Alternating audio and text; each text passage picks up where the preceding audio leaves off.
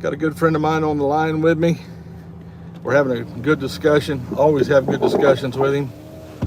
And I said, hang on a minute, we're going to do a live. So that's what we're going to do. I had to stop and take care of my flag real quick. Give me just a second, Doug. Let me get turned around here.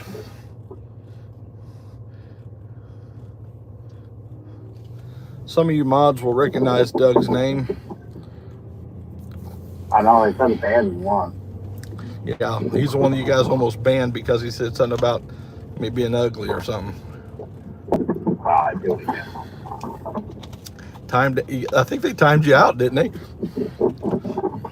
Yes, they did. Doug calls me later and he said, man, you don't mess with David on the live stream. I said, why? What happened? I said something about you're still ugly or something, and I got timed out. Oh, you are ugly. So. Nobody's arguing that.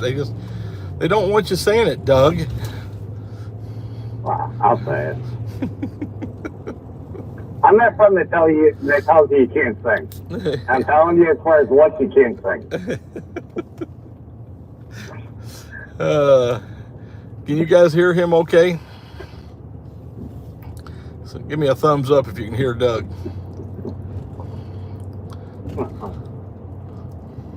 I can't watch because it's just an echo. So.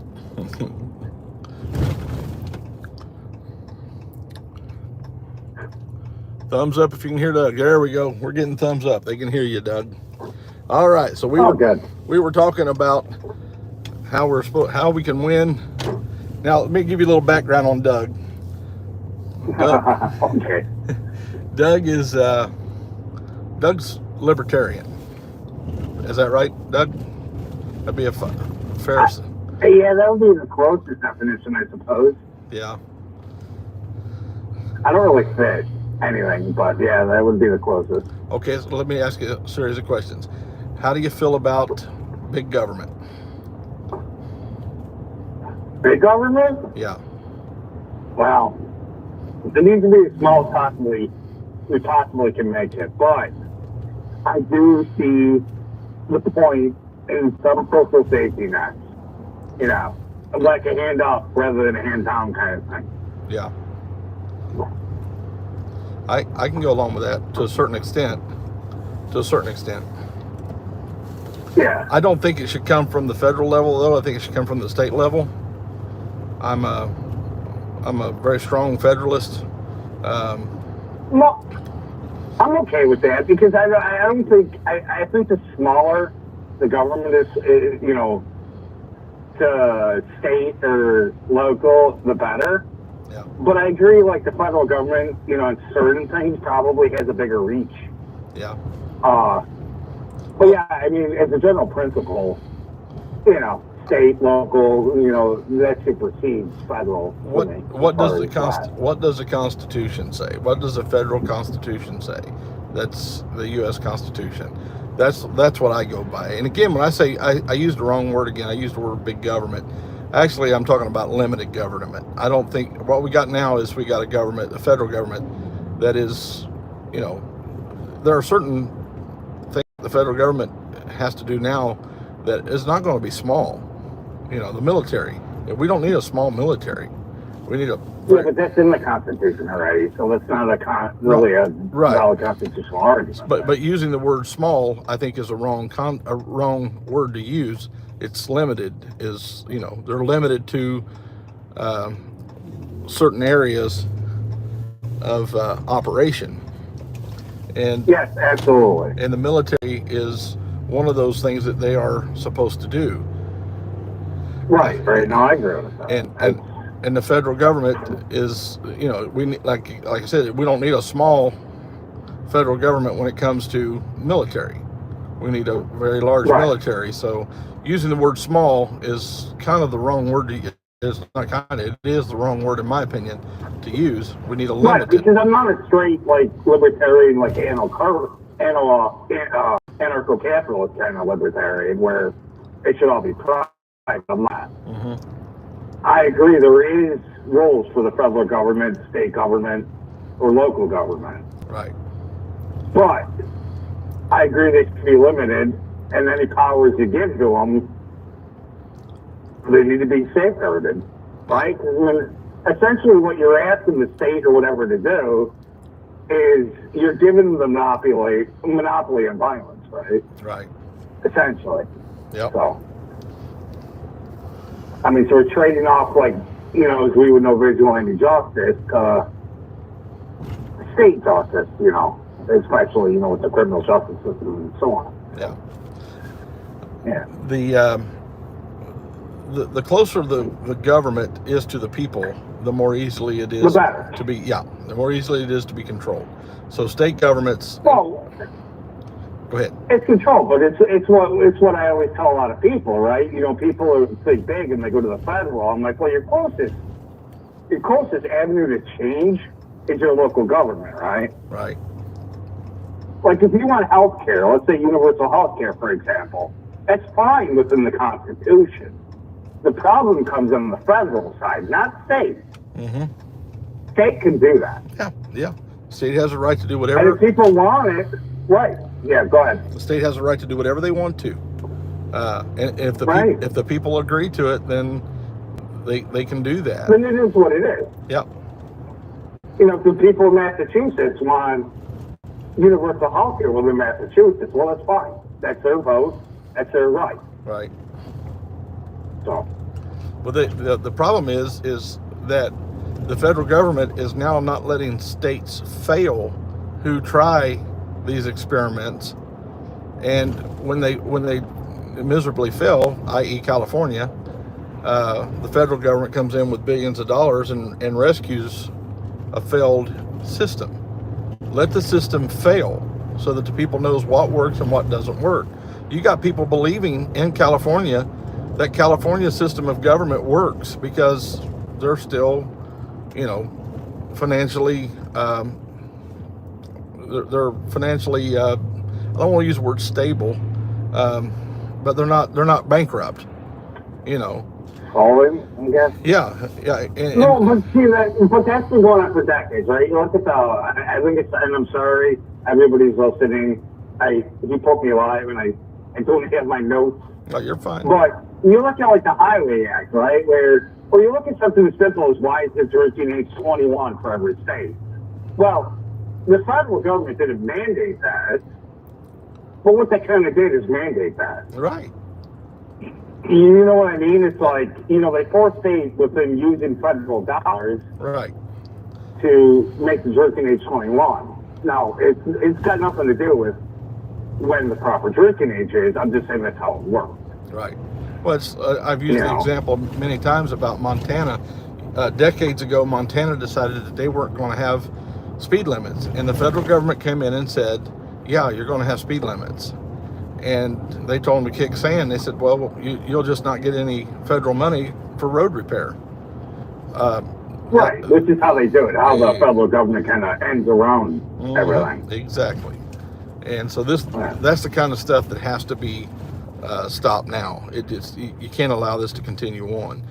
So federal government has far exceeded its constitutional barriers. And well, yeah. That's why I'm out here doing what I'm doing now. So we got that. What about abortion? I'm not gonna lie. That's why we're determining where you're at. I mean, abortion. I mean, it's such a hard one, right? I mean, I get the emotional, the moral argument of it. And so, I'm sorry, people. You'll hate me, but this is what it is. I'm morally against abortion. I think it's wrong. I think it's awful, and I think it's murder. But like Dave said in the beginning, I'm a libertarian, so I do give them the right to choose. You know, other states, other people. However, I think there needs to be a limit, which we haven't talked about with abortion, as to when that right is. Yeah. Right. So I don't think like the day before, a baby is viable is that limit. Yeah, man, you put me on a hard one on this one, man. You're all right. But I think that there's some time where, somebody should be able to choose, and there's time that's not. The problem is we have, and I'm sorry, people are going to be mad at me. I don't believe in the conception thing, although, don't get me wrong, I acknowledge conception. There's only one thing that baby can be, right? I mean, it's not going to become a shoe. We know this. Right. So I do acknowledge it. I just think there's got to be some point in choosing and some point where the public's right or the state's right eventually intervenes and says, no, you had your chance. We're not doing this. Okay, let me ask you a question. Who do you think, what discipline do you think would be the best that could determine when life begins? What discipline? You mean like, What? I mean, I guess I go science, right? And then, But what particular, science covers a lot of different things, but what particular... No, I get you. What particular branch I know of where science? you're going with it. Yeah. It's I guess it would be pain when, a fetus can feel pain. No. I'm saying what particular discipline would it be, well, let me just get to the point. They asked that question in a survey, and they came back that the field most appropriate to determine when life begins is the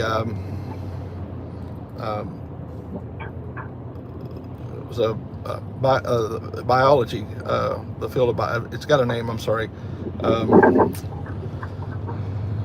It's a biology field. And I can't get the name come to me right now. Forgive me. I don't have my notes in front of me either. Matter of fact, all I've got in front of me is a traffic. I'm trying to figure out where you're going with it. And I'm trying to help you, but I'm not sure. Yeah, it was one of the fields of biology. It was human biology basically. So they went and polled several or a bunch of large universities that particular field. Their professors.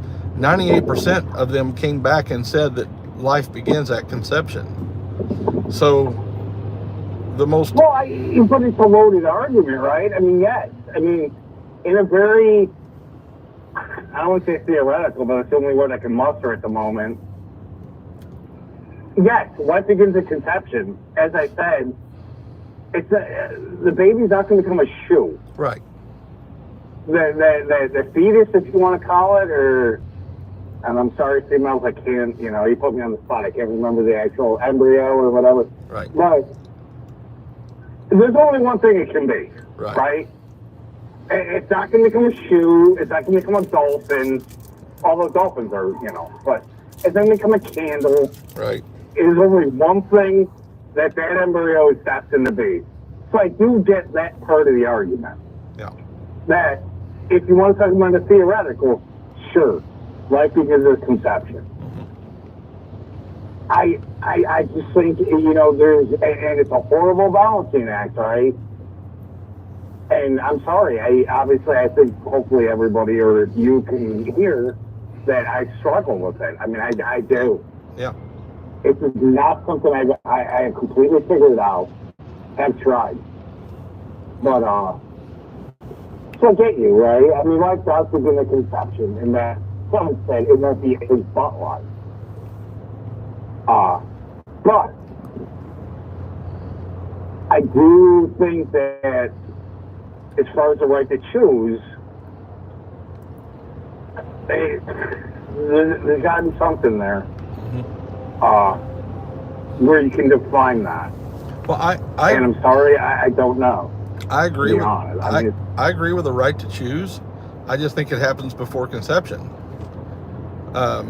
It's Well, not before, but I get what you're saying. But the problem is that, I lean on a very libertarian argument, right? yeah, Which, if I want the right to choose something, and I'm not saying I want that, any kid I produce, God bless my son, I want, yeah, it's such a hard one, man. Man, I'm torn up on that one. yeah. That's one that just completely freaks me out, and Well, it's because it is an emotionally charged issue. Right, because as you know, and they don't, but as you know me, I like to think through things logically and methodically, and that's just one you can't, right? I mean, that's just one that's completely based on emotion, and yeah, I don't know. I mean, I do. I mean, I think there should be a right to choose because I'm like you said, I lean more libertarian. I don't want to tell people what to do, kind of thing. But man, it's like the death penalty, right? That's a hard one. I mean, where do you go with that? Well, there has to be as a society, we have to have certain moral absolutes, and the problem is we're no longer locking in moral absolutes. It's a very fluid morality that we're living in. And but what's a moral absolute though? That's the problem. We never had that in this society. Yeah, we have in the past. Have we though? Oh yeah, absolutely. Give me a moral absolute? Well, the founding fathers chose the Bible as that book of moral absolutes. No, we're talking about a specific one. Give me a specific one. Like I could pick murder, for example. Yeah, and theft and. Is murder wrong? Yeah, absolutely. What about if you're saving? What about if I walk across and a young girl or whatever is getting raped? Is it wrong then? Is it wrong to kill the person that's raping the woman? Yeah. No. But then again, is that murder? What about if you're deployed to the military? That's not murder. Murder. Well, yeah, but how do you define murder? Murder is the willful taking of another person's life without justification. If there's justification for it, it's not murder. Would a rape victim not be justification? Oh, absolutely. Yeah, but what? So there you go. So that's what I mean. Well, you're getting. I get where you're going. I'm just. I get where you're going too. You're conflating the word murder with kill. Well, no, it's different, right? Because I killed the bee that stung me for that. No, I'm just. I don't think that's murder. I'm talking about people. People. The Bible says, "Thou shalt not kill." The Ten Commandments is, "Thou shalt not kill," but that word actually means murder. So there is a justification for taking another life. In the same book, he tells his people to go wipe out a whole, tribe of people that are in their area. Well, yeah. I mean, you look at Sodom and Gomorrah, right? I mean, well, yeah, exactly. That's the classic Bible example. Right. And I was just talking to somebody today. When is it? They couldn't understand. They were asking me to clarify my position on violence, and I said, there is a time for violence, and the time for violence is when diplomacy no longer works. We always start off with diplomacy. We always start off with the spoken word. Wow. But there comes, yeah, absolutely. And they were saying, we know the martyrs of the past have laid down their life for Christ, and I said that's because they were being asked to deny Christ, and they chose rather than deny Christ to die. Now that's a different set of parameters. If you're coming at me to kill me, to steal my truck, well, I'm sorry. Well, it's wrong, right? It's morally wrong. Yes, absolutely. You're right. But if you're and I will stand up and I will do my best to stop you from taking my truck. If that includes, if you're trying to kill me to take my truck, I feel my life is threatened. then I will do my best to kill you before you kill me, because you're trying to take my truck. I'm using that as an example. I could care less. You can have my truck and I'll walk away. I'm not going to kill somebody that just wants to take my truck. But if they're trying to kill me to take my truck, that's a different set of parameters as well. Right.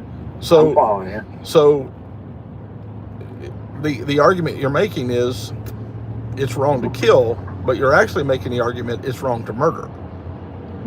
Murder is if I look at somebody and I think in my mind they're trying to take my truck, and all they're trying to do is get by me to get to the ATM, and I kill them. Well, there was no aggression made. There was no, nothing at all that would indicate that they were trying to kill me.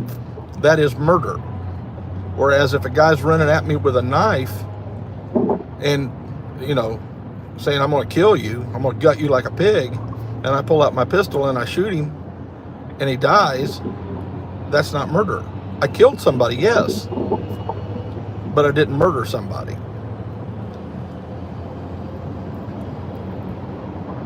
I agree. And by the way, those are, I was in the military for a few years, so I'm not,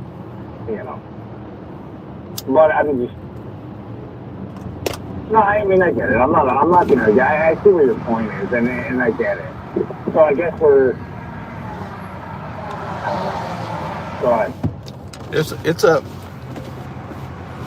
Going back to moral absolutes, we have in the past had moral absolutes, and we still do on certain things, but now we've gotten squishy over emotional things. Well, no, I agree with that. I'm just saying, I guess my only point was there's definitely a philosophical debate to be done with murder, kill, and as you explain it, no, I'm with you. Obviously taking your truck, and that's, I don't want your truck anyway. It's a land. But no, I get where you're going with it, and I'll concede that. Yeah. So we've got to return. We got to return to moral absolutes. Now the big question is, who dictates the moral absolutes? That's the big kickback I'm getting from so many people, and I don't know how much of. I know you followed us a lot at the beginning, but I don't know how much you followed us lately. But the only two planks we have in our mission is return to a constitutional republic and a moral society. And one of the big things is who determines what's moral and what's not. But that's kind of what it is, right? It's kind of the debate we're having, where who determines that. Exactly. So if we allow man to set the moral absolutes, the next generation, they may have a different. It's not they may. We do. There was a day when God's word was the moral absolute of our society, and now it's not. And what's going on now is we have, if it feels good, do it type morality. That doesn't work, because you can't have a legitimate society where everybody has their own has their own set of morals. Now, at the same time, make this abundantly clear, I don't believe the government has the right to force morality, nor do they have the ability to force morality on anybody. You cannot legislate morality. Right. No, I'm with you there, but I guess that's the point, right? Yep. Whose morality are we going at? That's why. I know which one I would get with. I'm not saying that. I'm just saying. No, I got you. You don't have to justify anything or clarify anything. I know exactly where you come from. But what I'm saying. It's kind of like Go ahead. This is not morality. Is not the job of the government. It's the job of the church. Well, I agree with that. And that's where I come from. Is I'm not here to have the government force biblical morality down your throat. That is not. No. When I say that, it's a completely voluntary.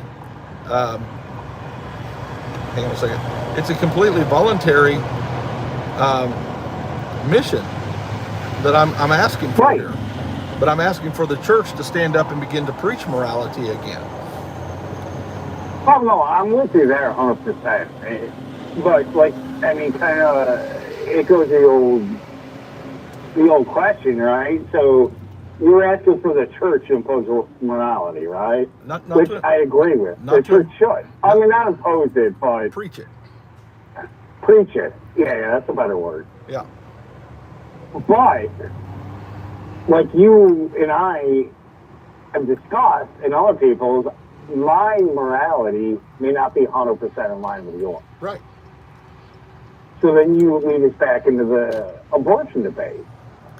Like, what is morality? Now, I'll tell you what your morality is, what my morality is, but they might differ. Yeah. And you're going to have that with people, right? I mean, even people in the church, even people, you know, believers and all that, they're not going to see. So the point I think I'm getting at is, okay, so we'll go to the,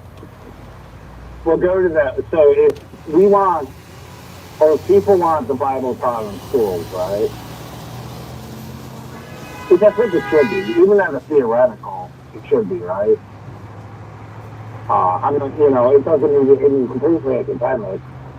Many people, I think the Bible should be taught in schools because, let's be honest, there's like a billion Christians out there and people need to know what their philosophies are. But you're going to have those people that are, you know, use an example, you know, the people that believe in the not so moral, as you would say it. I mean, what do you do with that? Well, that's their choice. Again, I come back to this, and as far as what I'm talking about, having morality and choices of that nature, going back to abortion, leave that to the states, which is why I agree with the Roe v. Wade being overturned by the Supreme Court. It now goes. It's not. They didn't abolish. Abortion, right? Yeah, no, I get you. I mean, I get. Roe v. Wade didn't abolish abortion. It just it abolished this federal mandate on it. Right. Yeah. It goes back. No, I'm with you there, and I'm 100% for that. It goes back to the where it should have been all along. And here's the reason why I believe. Here's why I believe that's important, is that if it's a federal law, then the entire nation suffers the disfavor of God, in my opinion. And I believe we have seen, you know, our nation has declined dramatically since the 1973 ruling, and even more so since, was it 1963 when they took prayer out of schools? The state itself that chooses to act immorally then suffers the reproach, not the entire nation. Take it back to the source. Now, if I live in that state and I vehemently disagree with abortion, I have the right to leave that state and go somewhere else that more closely aligns with my belief system. But if the federal government does it and every state can have it, every state will have it, whether they want it or not, they will have it, and they share in the guilt. So, I was going to say, you're talking to somebody, as you know, that moved from New York to Florida. So, I mean, yeah. I mean, you know where I said in state right there. Yeah. Yep. But exactly. no, I agree with that. I guess that's the point that I guess we're ultimately trying to make, right? Where, you know, if you live in a state, like, you know, Ohio, you know, sometimes that state's going to vote an opposite way of you. Yeah. It may not be great. You may disagree with it, and that's fine. That's 100% fine. You have your right to fight that. But sometimes that state will just lean opposite of you. Yeah. Right? I mean, it's like me in New York. Sometimes they're like, I don't want the city controlling me. Right. So I moved. Although, but. But it goes back to a bullshit. Yeah. I mean, I agree with you. It should be a state's right to choose. Absolutely. So, but I think that people, if it is that state's right to choose, then they can fight that right. Let's say they vote for abortion, that state. And don't get me wrong, I don't tell anybody to stop fighting against that. But I think in some way they need to accept the fact that that's what that state wants. Yep. And I'm not, you take a moral out of it, that's just, purely logical. That's just how it should go. If a state wants to go completely socialist, they have a right to do that. But they don't have a right to do that right now because of the federal government propping up states that are going socialist. Yeah, I mean, you and I agree that the federal government is limited. It should be limited. Yeah. I mean, I'm going to say is, but it should be. Yeah. I'm with you there. I don't. We've tried to mandate morality, and it was a total failure when they brought about the prohibition. Make no mistake about it. That was the federal government. 100% mandating morality. Prohibition is a great example. Yep. I mean, you look at prohibition, you look at what it created, right? I mean, more alcoholics per capita. A lot of the mob and the Constitutionalism took power because of prohibition. Yep. And also, so you ended up creating more problems. And you actually created more alcoholics per capita in that time period than are in existence before that and after that.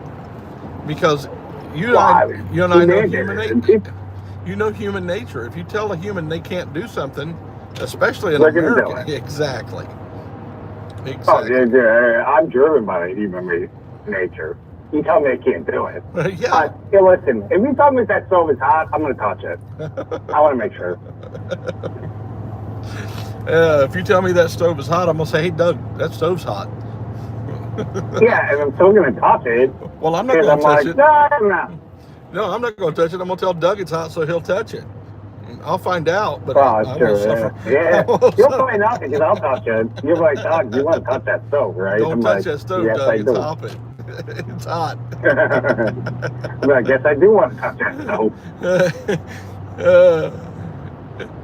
But yes. No, you can't mandate. But that goes to the whole thing, right? You can't mandate morality. It's all, but you can.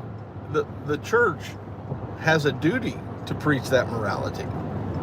So, absolutely, 100%. So when I say return to a moral society, I'm not talking. People are tying the two together. That I'm calling for a return to a constitutional republic and a moral society. They're thinking that I'm tying that to the first plank. It's not. It's a completely separate plank. It stands on its own, and it has a different source. Whereas one is totally, the government. The other is totally the church. And right, no, the church should have the ability to preach whatever it wants. Yeah. So, I agree with that. I do believe, I do not believe in separation of church and state. I believe it's impossible, just as impossible as it is to mandate morality. It is impossible to separate church and state. Our founding. All right, so I guess the separation of church and state as it's lined out, and yes, I understand for you constitutionalists out there, it's not expressly said. I get the fact that the reason the founders are doing it is then you go to the Church of England and you go through all that, right? I mean, but I do get what you're saying, that the church can't be removed from state. But the state because it never has been. Right, but the state has to be removed from church. The state has to be removed from church, right? But the church. I'll agree with that. Yeah, that the church can't be removed from the state because, I mean, as you said, the church generally preaches or pushes immorality. Well, the only way you could remove church from the state, because We can't. because we are the government, the people are the government. Right. The only way you could remove the church from the state is to have no church whatsoever, and that's just not going to happen. So No, I agree with you. And no, you're 100% right. but you can remove the government or the state from the church. From the state. Well, no, yeah, from the church. Yeah. No, I agree with that. I mean, that's 100%. I mean, you're right. It actually should be reworded the no, government from the church kind of thing. Yeah.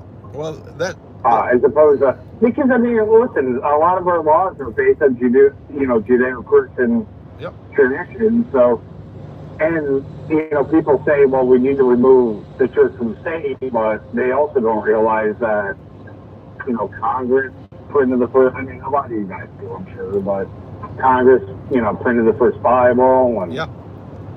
they would ask to pray. Well, they had church. They had church in the House of Congress. The early on. But when we're talking about church and state, you're not talking about church. You're talking about an influential, as opposed to we're not going to be on paper. God, this is another hard one, but we're not going to be.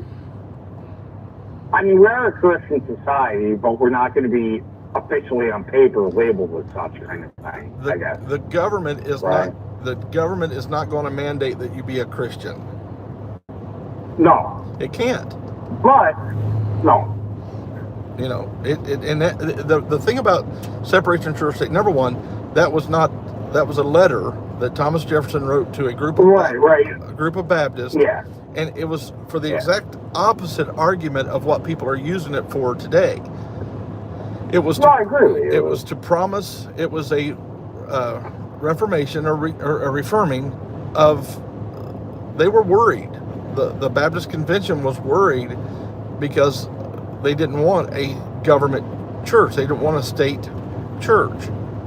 Right, because historically throughout time, it wasn't, let's be honest, wars are fought over Christianity, right? Oh, It was, well, whether you were a Baptist or you're a Catholic or an Islamic, yeah. I mean, wars are fights fought. have been fought over. Yeah, wars have been fought supposedly over religion. Well, they have. I mean, you look at the Crusades, that was nothing but. There was. I mean, there's a lot of rape and pillaging going on, but I mean, the fundamental excuse for those wars was religion. The understanding of religion is what was a problem there. Again. Well, yeah, but it's a semantic argument at that point. I mean, I get what you're saying. I'm not disagreeing that, it's true, but. Right. True Christianity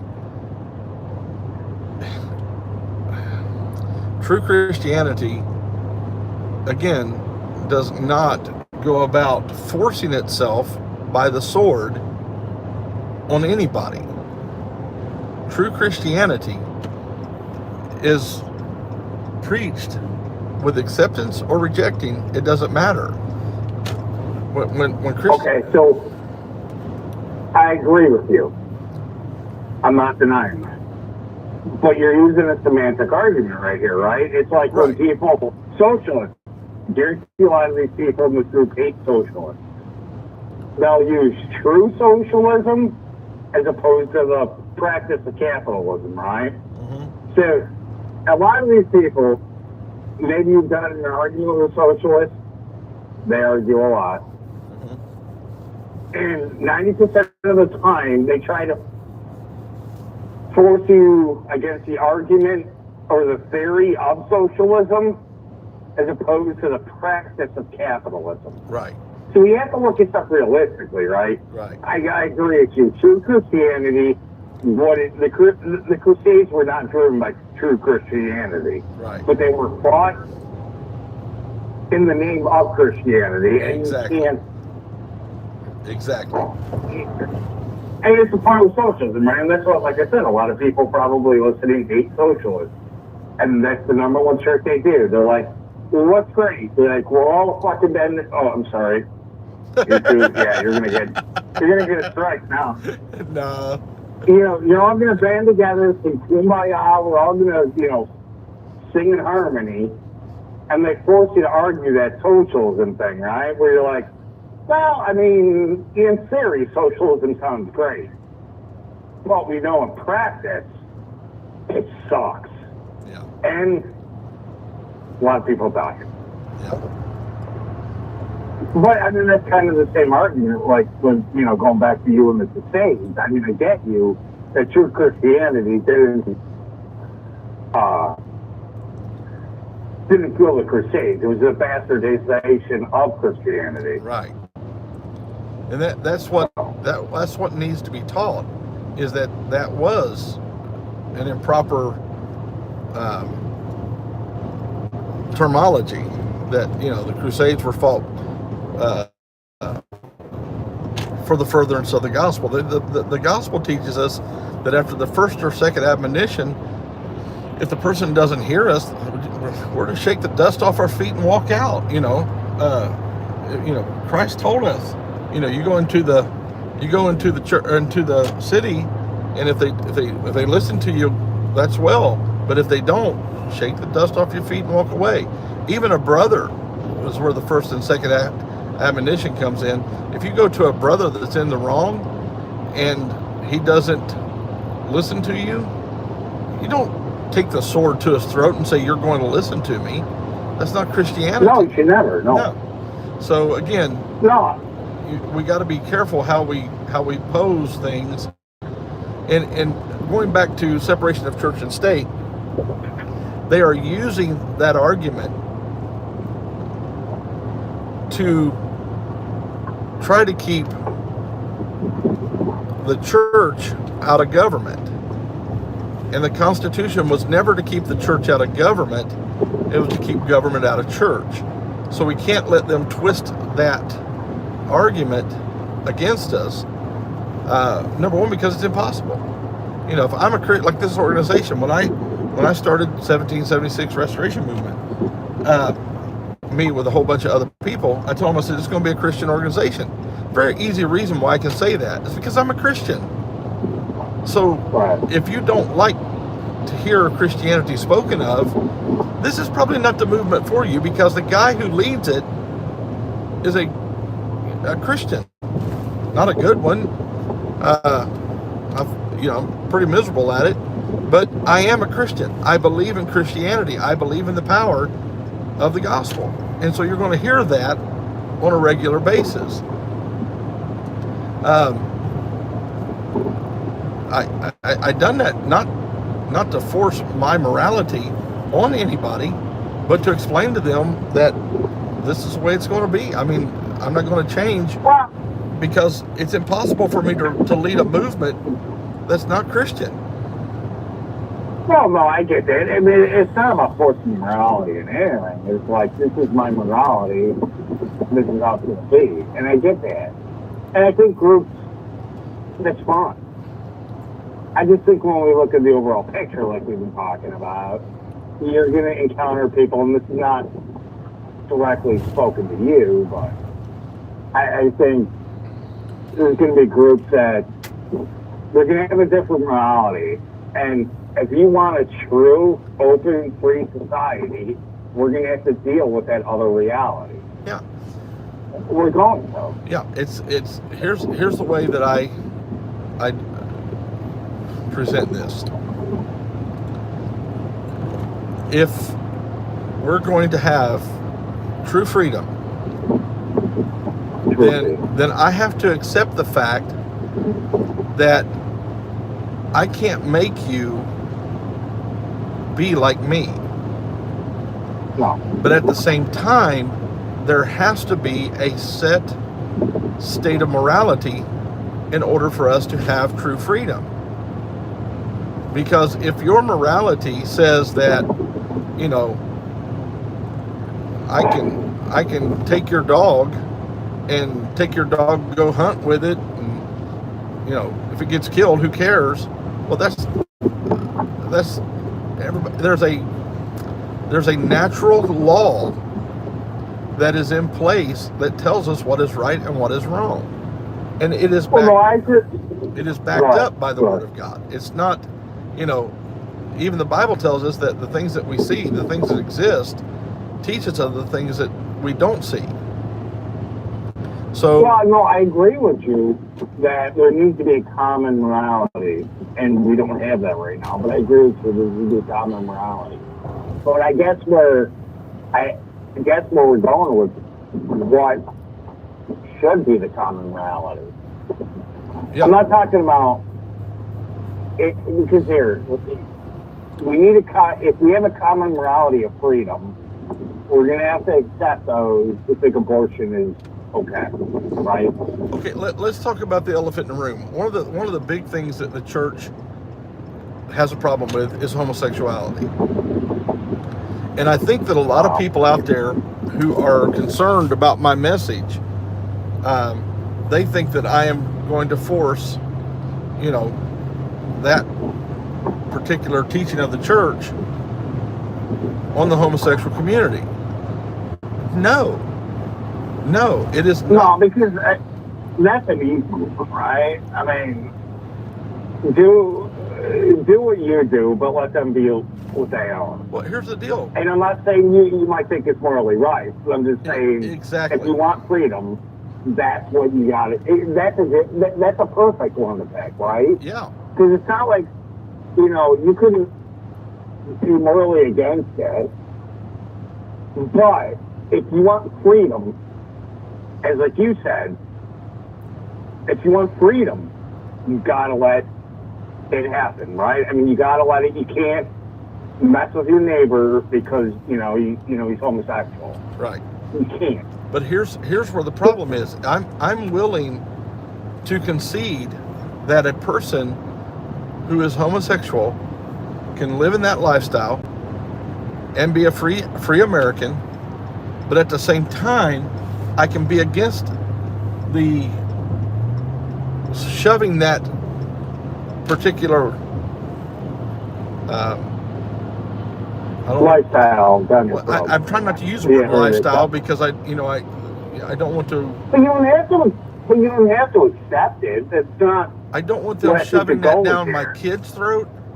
When you've got a militant gay agenda that is coming into schools, and as teachers, now I'm talking about coming in as outside entities. I'm talking about coming in as teachers, and their thrill is to try to turn somebody gay. I'm sorry, you're invalidating your argument that you're born that way. I'm sorry. No, I agree with that. But what I'm saying now is, let's say, I mean, it depends. So I guess we go back to the beginning, right? What is your driving principle? Is it freedom? I'm not, and this is not an argument saying they should be well, I mean, I guess they, yeah. Is it freedom, though? I mean, is it, here's the thing. If you want freedom, people. Yeah. Exactly. I'm not saying those people against gay. I'm just saying those people that will preach or try to turn your kid gay or whatever. That's what I'm speaking of, right? You have to allow for that. Well, the morality that I'm speaking of, they have to have it as well, and that is. Yeah, but but I'm not talking about. They're not going to. No, you're. Let me finish the sentence. They have to have the same morality that I have, to respect that is my job to train my children about sexual things. It is not to teach my child or my grandchild about homosexuality. That's my job. So if I don't want them, if they don't in their home telling them they can't have sex with the same sex, then they got to stay out of my home telling my kids or my grandkids about same sex. See what I'm saying? That's pure morality. I get you. That is. So here's the question for you. Okay. Right. All right. So I agree with you. The morality. They shouldn't be speaking that this is morally okay. Or they shouldn't be teaching that it's morally wrong. Do you agree with that? The government shouldn't, but the church must. Well, the church must. The church is constricted by, the Constitution. Exactly. So, I mean, it can teach whatever it wants. The government can't come So in and I'm say. not arguing about it. Yeah, exactly. And that's where the delineation has to happen. Is okay for the same thing. Free speech. Right. People have come in my chat here, and they accuse me of being against free speech because I won't let them, ridicule, make nasty comments, and make stupid comments. It's not even about free speech. It's about trying to make me look bad. You know what I'm saying? It has no basis in fact, has no basis in truth, and they're just saying words to try to plant seeds of doubt in those people that are listening to this live stream right now. I agree with that, but So, so you know me long enough that I'm a free speech absolute. Oh, I am You too. can say whatever the hell they want for me. I don't care. I agree with that. I agree with that as well when it comes to the government. But this is my house. When I come to Doug's house, there are certain things I can do in Doug's house and there are certain things I can't do in Doug's house. And Doug's house is awesome. if you come to my church, there's certain things you're going to be allowed to say, certain things you're going to be allowed to sing, but there are other things that you're not going to be able to do. Right. It's like, for example, and I'm sure you remember this, maybe you don't. Years ago when we were on the truck together, and for those who don't know, Dave and I have driven together. Yeah. So, you remember when you took me to your, I don't even remember what it's called. We went to that summer camp. We had a few days, and you took me to the summer camp, right? And we went to church. Right. If you remember that time, right? Oh, yeah, absolutely. So, I'm a Lutheran, believe it or not, so you don't believe me, but, and you know what Dave is. And I'm not saying anything disparaging, and this is actually a point to Dave. So I went to church with Dave, and, Southern Baptist, and all that, and, I think I was respectful for it, because you have to respect the process, right? Mm-hmm. You're absolutely right in the fact that even though I wasn't that denomination, I respected your process. Right. I respected your customs. I tried. Right. I didn't want to be touched, but that's a different story for anybody who wants to laugh. But I mean, to your point, this is I guess where I'm getting at. But you're right. There needs to be respect given. It may not have been my thing. I may not have understood a lot what was going on. I know though I am Christian, so I did, but you know what I mean. Right. But and you're absolutely right, and this is what I'm giving you credit, is there needs to be mutual respect. Even though I wasn't Southern Baptist, right? I sound like Pentecostal. Pentecostal, yeah. So even though I wasn't Pentecostal and I was Lutheran, I respect your tradition. I hope I did. I'm not saying I did, but Yeah, you did. You were fine. well, no, you have to respect it, right? I didn't understand a lot of it, but I let it go. It wasn't the time, Well, and that's how. later on we had some great conversations about it. What's that? Later on we had some great conversations about it. Yeah. And later on, it was like, yeah, it's not my thing, but, I get it. I respect it. I mean, and I do respect it, but this is your point. I think you should, right? And that goes to your point where it wasn't my point to be like, well, you guys are stupid. Right. I don't understand A, B, and C. This is wrong. Yeah. It was just, you watch it, you learn, you respect it, and then, like you said, we had conversations about it after the fact. And I'm like, it's not my thing, but I get it. Yep. And I think, you were the same way with me, right? I mean, all the Lutheran, let's be honest, that's pretty church-like Lutheran. We're like the entry level of Christians. Yeah. But. Well, it's like, for 3 months with a guy I was training with, and one of his rules was you don't wear your shoes in the bunk area.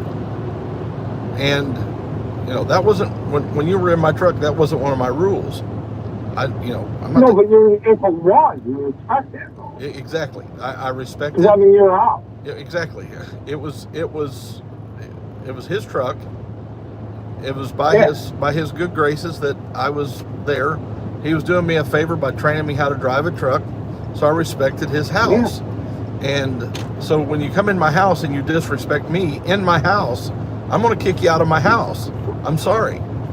If you've got an honest question, if you come to my house and you've got an honest question, and I know that your motives are pure, then we're going to discuss it. We're going to talk about it. Have no problem with that. Yeah. But if all you're doing is being nasty and slanderous, then you got to go. Right. No, I agree with that. I mean, it's your house. You respect other people's houses. It's like But in the public, I've been there for Native American ceremonies. I've been there for ceremonies in Costa Maya, Cozumel. And you know what? As a matter of fact, let me tell everybody a story real quick, right? When we were deployed, we're not going to get into any of that, but, we literally stopped everything, right? Because, as people may have known, you need to pray a certain amount of times a day. But what we did is, like, when they were praying, we didn't interrupt them. As a soldier, we didn't bother them. Right. Because it was their religion, right? It's not mine. Right. But it's theirs. So you respect. When you're in their house, you respect it. It's why I started to, learn Spanish. Because I'm going to a lot of Spanish-speaking places. It's very simple. When you're in Rome, do what Rome to do. Right. Yep. I live by very. I think that's the apex of morality is respect. Oh yeah, you gotta respect it. I mean, a guy was doing prayers in front of me, and whenever he kept coming up, Islamic, he kept hitting the chair. And I don't know if I told you this story. I probably have. But he kept hitting the chair every time he came up, and I didn't know what to do because I didn't want to disrespect him by moving the chair, because I didn't know the customs at the time. Yeah. But what I did, I eventually moved the chair, and the guy thanked me. Yeah. And I'm like, listen, you do you, I do me. And I explained to him, I was like, I would have moved it sooner, but I didn't know if that was disrespectful. But you gotta respect other people's culture. Yeah. Right? Other people's beliefs. Yeah. You gotta respect that, and that's where we have to live in this. And I understand, like, you go to, like, abortion, political, I get why you might disagree with a lot of these people. And I'm not speaking to you, I'm just speaking in general. Right. But a lot of times, we have to respect it. And it's not right in a lot of ways. It's not good. It's a false choice. But well, look at if you want freedom, yep. We need to respect freedom. Look at what they're terming now hate speech. Certain things are now being termed as hate speech. I'm sorry. Oh yeah. That's the only speech that needs to be protected is that which is offensive. If everybody agrees with it, why do we need a First Amendment? That's it. That's why the people that try to create hate speech, try to make hate speech a crime are fucking. Oh, I'm sorry. There's another strike on your channel. They're dumb. I mean, it really is. There's no such thing as hate speech. And I get it on the moral aspect that there is hate speech, but as far as what we're talking about now, listen. Again, it's an emotional thing, and you can't be emotional about this. The law is unemotional. Well, what you're saying is you're trying to have a subjective principle, and you're trying to turn it objective. Yeah. Right? Yeah. And that's just it. And that's where it comes down to me, where, listen, I mean, we're going to, throughout our life, we're going to deal with a bunch of people we don't like. A lot of them will be good people. We just don't agree with them. Right. There's got to be a balance there, right? I mean, like I said, I keep going, if your fundamental principle is freedom, and this is going to be unpopular, but I'm going to go to what you were talking about earlier. If your fundamental principle is freedom, then, and don't get me wrong, I hate Satanism. They're a bunch of dolts to keep it family friendly. But if you want Christianity taught in schools, gotta allow that though. Yeah. Yeah. And it goes to my point where, and it goes to your point where if you're a Christian, you're a God-fearing person, build a better message. Exactly. Yeah, exactly. And that's where the laziness of those people are. It's not just the laziness on our side is that we're not willing to do the work to build a better message. We got a better. That's what it comes down to. Yeah, we're lazy and we don't want to do the work to, promote the truth. And then the other side, their argument is so full of fallacy that they can't build a better message, so they have to shut our message down. Because listen, the other side, and I'm not saying the right, so I'm going to get hated again. So the right and the left have a lot of issues, although the left is taking up that mantle lately. That their arguments are based off of emotion, right? And a lot of the right's arguments are based off of emotion too. Yep. You got to beat them off of logic. Yep. And it's not hard. Nope. Their emotions are, or their arguments are emotional, right? I mean, 90% of the time. Right. You could beat emotion through logic. Yep. I mean, I know it doesn't seem so, but you can. And so I mean, you can't make an emotional argument. It's got to be a logical one. It's got to be a freedom argument. Right. Freedom is what wins in the end. Right. It's got to be, all right, so you want these show, whatever. You want this? I want this. You want this? I'll give you this, but I'm going to take that. Yeah. And that's what wins. Well, that's the thing about, I cannot make myself greater than God, and God gives people the choice. He gives people free will. He will tell you that if you go down that road there, that you're going to have suffering, you're going to have pain, and you're going to end up in hell. Or if you go down this road, you're going to have suffering, and you're going to have pain. I was going to say, there you go. But you're going to end up in heaven. Well, then he backs off, and he says, choose. Yeah. So So you and I debated enough that you got where I was going to go with that. But good job. Yeah, it's yeah. Let me ask you a question. Probably nobody outside of my family has spent more time in my presence than you. Right. We spent like 9 months together? And we've been friends ever since, weirdly enough. Yeah. In a truck. In a truck. Did I ever force my morality on you? No. It's just not. No, you haven't. We've had some. Which is why we're friends, though, because if you would have, yep. Even if I agree with your morality, right, I would have backed out. Exactly. And should have backed out. That's no joke. Even if I agreed with it, I'm not one of those people that, Well, see, no, we're speaking to the echo chamber thing, but no, I would have backed out. You never did it, which is why we remain friends. Let's Right. put it that way. Yep.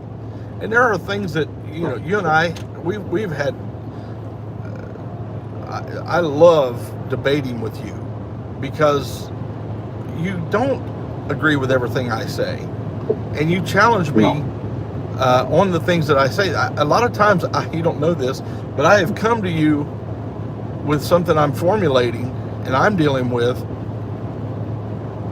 and we've had, you know, great discussions, and you helped hone my opinion on that particular subject. And I know there are times, Doug, I know this for a fact. You don't have to admit it if you don't want to, but I know there's been times you played devil's advocate just to argue with me. Not me, no. I wouldn't agree with that. You took the other side just so that we could argue, and I love it. I love it. I don't know what you're talking about. The thing about you, Doug, is you're not only well versed in what you believe, you could actually take the other side and argue that other side just as well as you can yours. Which is why I've got what you got to do, right? Yep. That's why I've got a ton of respect for you. You're not just speaking from your echo chamber. And just to let you guys that are listening on the live stream know, Doug actually, one of his hobbies is going into radical left and radical socialist and, you know, what we consider radical rooms on chats and debating with them. And it's, how many have you been kicked out of? Oh, yeah. Yeah, I know it's quite a lot. But he keeps finding more. The thing. You got to know where they're coming at, right? I mean, that's the thing. So, yes, I will not admit I've ever played devil's advocate. I'm not going to admit that. But sometimes you got to know where they're coming at, and you got to know their argument. Yeah. And the reason to know their argument is so you can beat their damn argument. Say that one more time. The reason you got to know their argument? Oh, to defeat their argument. So you can beat it. Yeah, okay.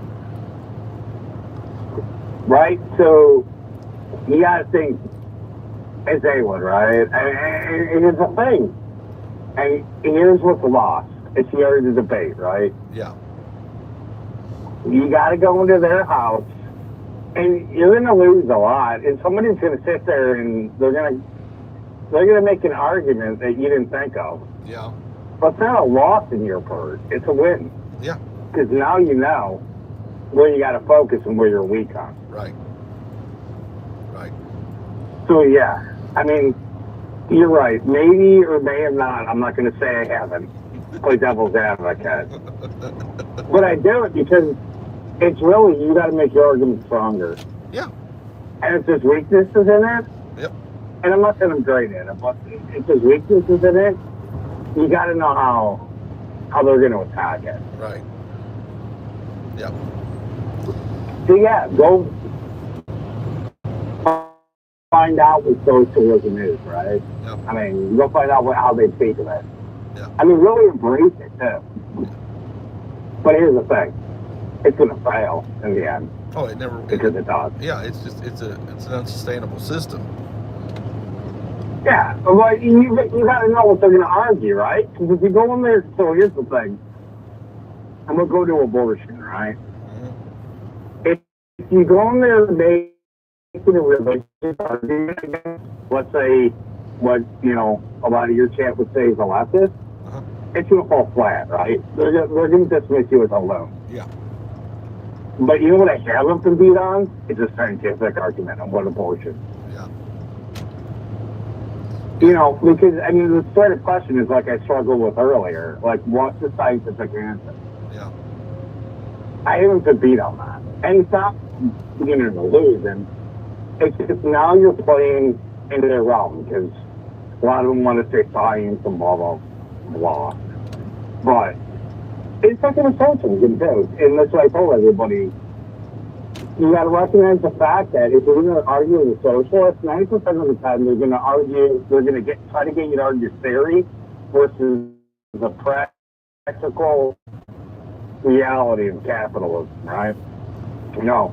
Right. They will tell you, I'm libertarian. I'm 100% capitalist. Yeah. 100%. But you have to realize that capitalism has its own limitations. It does fail. Yep. In some way. It fails when it ceases. Again, it's just like Christianity. You know, you can call what we have right now capitalism, but it's not. The truth. No, but even pure capitalism fails. It's not perfect. Well, no, there's no such thing as a perfect system. Capitalism fails because of greed. Right. But why does socialism fail? Well, socialism fails because of laziness. But because why would I? Because of greed. Why would I? No, why would I work if I'm going to get the same as you? You know. What is that? It's not laziness. Yeah, it's greed. Well, yeah, I guess it is. Yeah, it all comes down to greed. Yeah, which comes back to morals. Yeah, so it comes down to the same thing. Yeah. And so ignore me by now. So if anybody ever gives you the, trickle down economics argument, just give it to them. Yeah, it hasn't worked out as planned. You're right. Well, but then shove it back down in them. Well, has socialism done? Yeah. Well, trickle down economics is not even a theory of economics. There's no textbooks. No, it's Reaganism. But but that's the argument that 90% of it does, right? Yeah, it's not a valid. It's not even a theory. No. There's nowhere found in a textbook about trickle down economics. It's only found in political speech.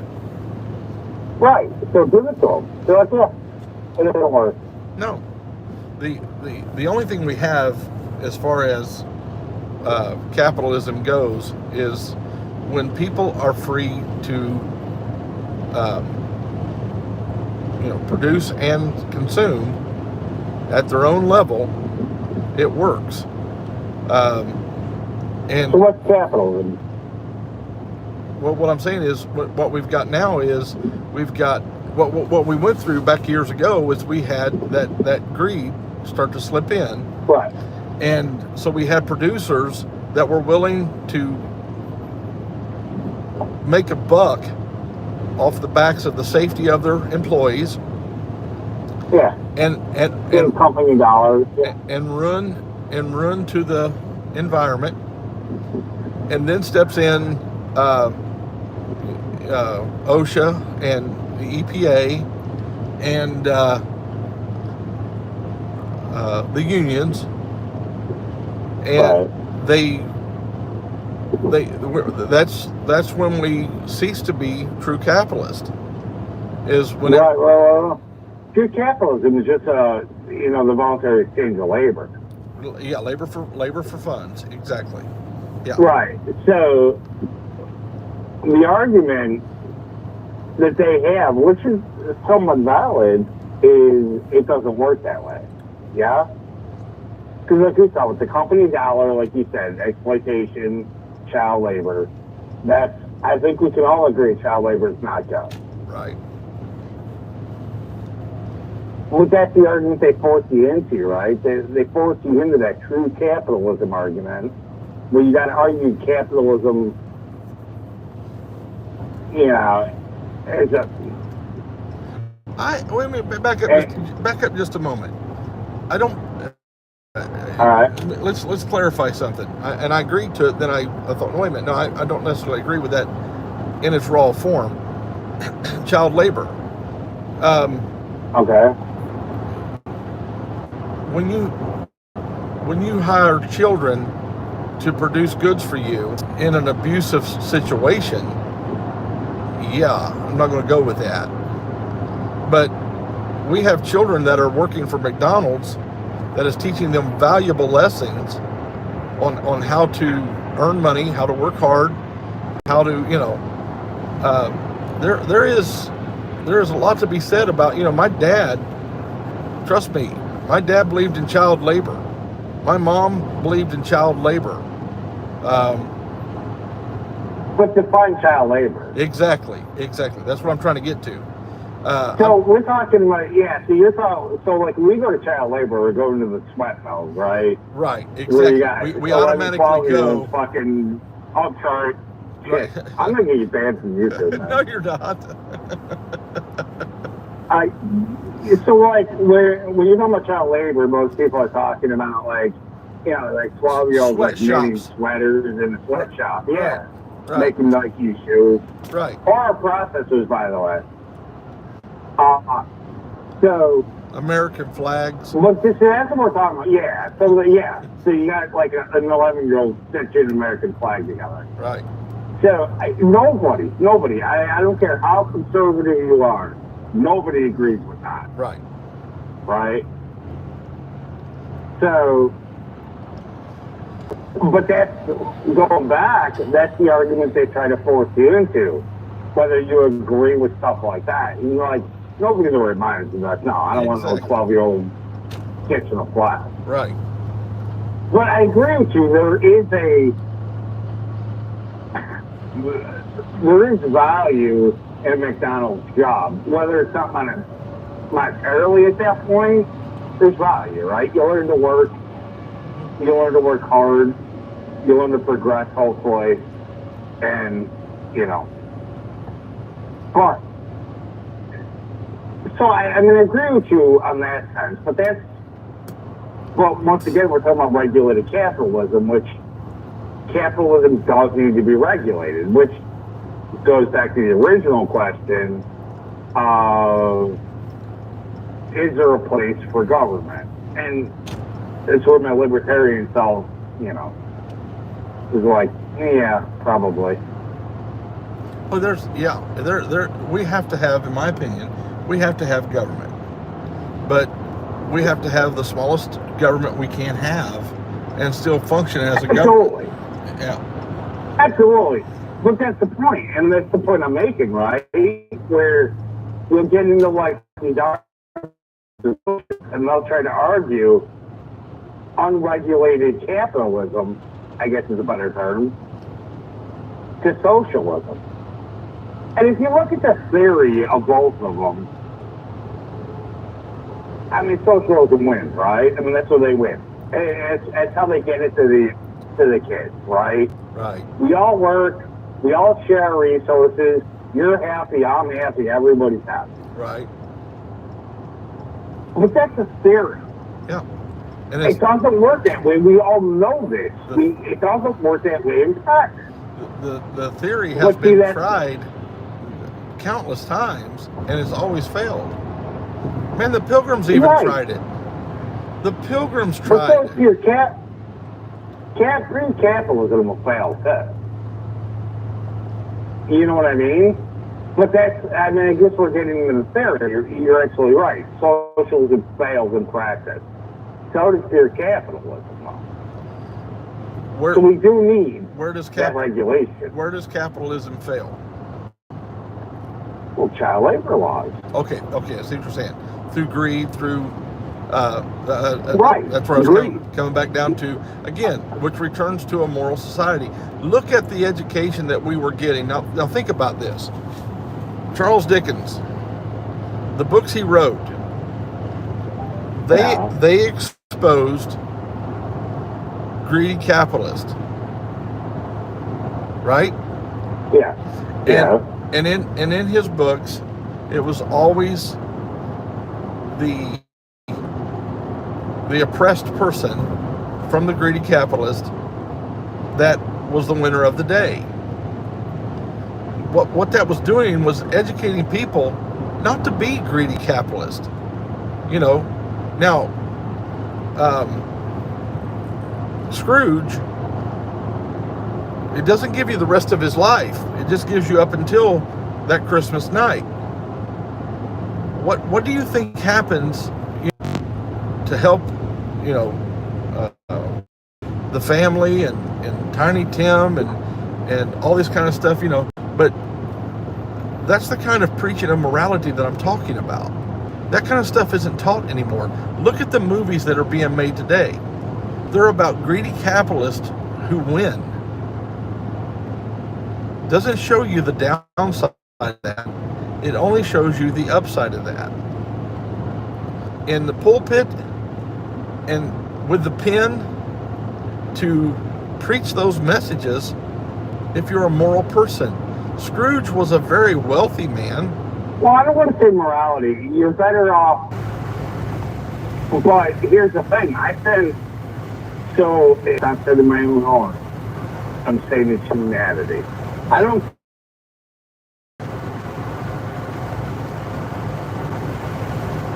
Did you dictate that it only went to those who believed like you believe?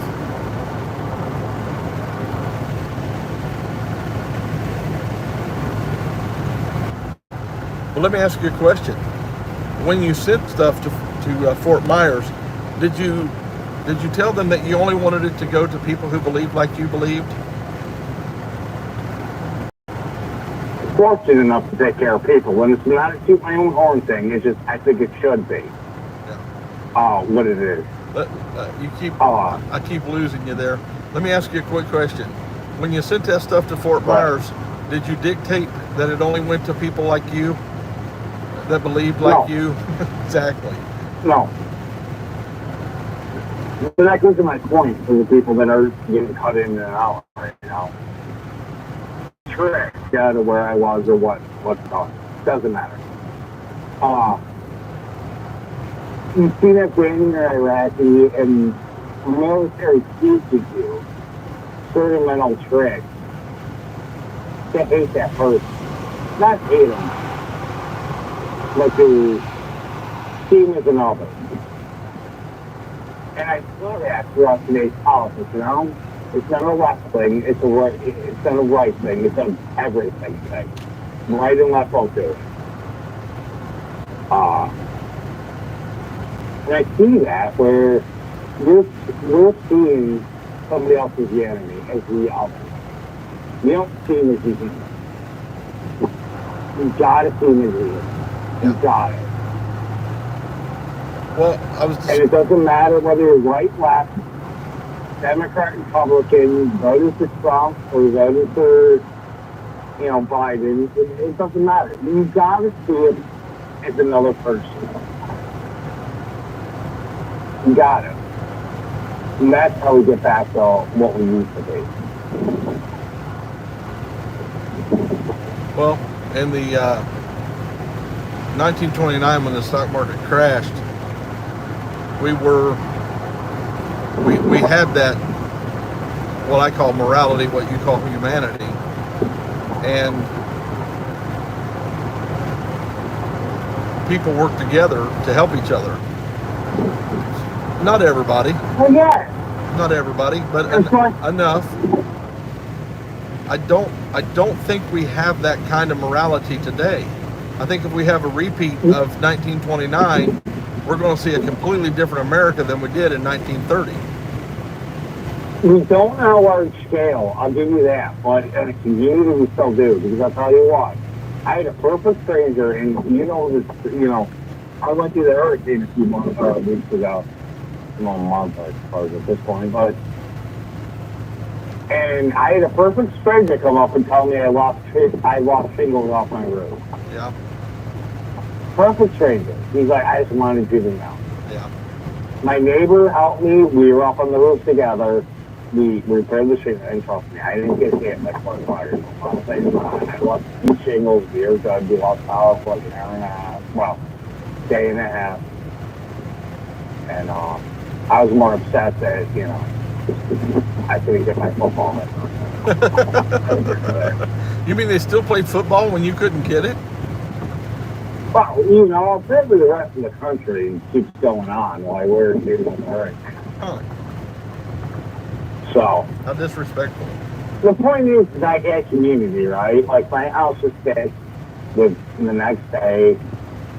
Nothing drastic. I'm not saying like, I had a whole group of kids. Yeah. But it goes to your point, right? as a community. I mean, so I think, like with stuff like that, I saw humanity in people, right? We're all walking around. Like my neighbor and I used my generator, right? Because we didn't have enough. His generator wasn't big enough to run his house, but I had a generator enough big enough to run both of our houses. Yeah. So we combined gas. Turned out not to be needed, but so it's there. You know, when stuff like that happens, and I wanted to say another word, but I don't want to get you on street strike. It's there, right? Yeah. So the humanity's there. You're just going to bring it up. I mean, you see it constantly. Like the humanity's there. And you talk about, like, you know, transgender athletes, like you were talking about earlier, all that. The society's just trying to deal with it. And I know you hear a lot of extremes like yay, nay, blah, blah, blah. But people are just trying to deal with it, you know? Yeah. Well, I don't have any problem with somebody who's transgender competing athletically. I just want them to compete with I just want them to compete with other transgenders. No, that's where you and I, you can tell me that, and I'm sorry, I probably am going to get you banned for this one. There is no way that a male that's competed for 19 years is talking to him for disadvantage. Right. Sorry. Probably get you banned from YouTube. Well, it is what it is. You know, you can't. And I have no problem with them, with people that identify that way. It's not the point. It's just what's fair is fair, right? Yeah. Yeah. If you're gonna, and, you know, you take. They talk about the guy who was a swimmer. Yeah. He was ranked like 420th in swimmers, and becomes transgender and is number one. That right there tells you all you need to know. Fair is fair. Yeah. You know, so it goes back to freedom and fairness. Yeah. If that's what you want, you know, I mean, you're not going to get in there. I think when it comes down to it, again, we're being force-fed equality, and it never works. You can't force equality, that's a form of socialism. It's a form of communism, and it was something that wasn't even thought about, you know, years ago.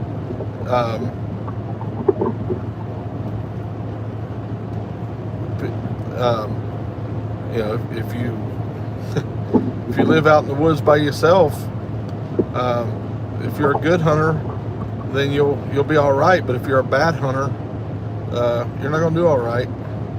You know, and if you find out you're not a good hunter, then maybe you shouldn't live out there by yourself. Maybe you should find some other way to sustain life.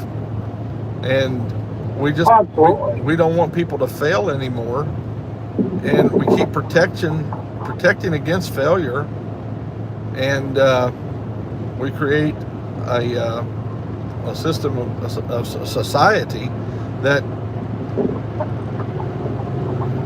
doesn't work because you can't protect against failure. Some of the greatest lessons I've learned has come through my failures, and I wouldn't trade those experiences, because they've taught me more than success has ever taught me. So we got to quit protecting.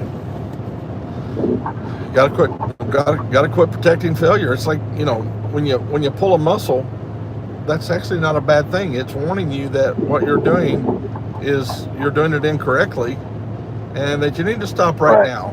And when you pull a muscle, trust me, it stops you right now. There isn't no, you know, There isn't no bailout Oh, yeah. from a pulled muscle. You're going to have to regroup, rethink, and then if you want to do that activity again, then you need to know how to do it properly. So. Oh, yes. No, I agree with that. I agree with what you said. I mean, I'm just saying, well, I mean, no, you're saying it too, where people are often too afraid, full of muscle. Yeah. Hey, and sometimes you gotta pull one. Yep. Sometimes you gotta go down hard, right? It's like you and I were, and I'm sure they know, but you know, it's like you and I both ride bikes, right? Uh-huh. Well, more me than you, because I mean, I know some of your bikes. Yeah, you live in Get Florida. into that. But the point is when you and I were young with bikes, both you and I pulled one down or struggled, or you know what I mean? But yeah, you learn from that, right? Yeah. Never want to do that again. Yeah. Yeah. So that's, I mean, you got to give people the freedom to fail. 100%. It's all about freedom, but that goes back to our original conversation. It's all about freedom. But I don't want people imposing their version of freedom on others. But there are things that we know do not work, i.e., socialism. I have an obligation to stand up against our country. But no, 100%. Yeah. No, it's not. My argument is not don't fight them. Right. Like you said, I fight them. Oh, I know that. My argument is build a better argument. Yeah. Yeah. Beat them. Yeah. Not don't fight them, beat them. Yeah. And as much as I rail at capitalism as issues, beat them. Yeah. That's what it comes down to. And, you know, sometimes it's unfair, like we were talking about earlier, and it's probably before people.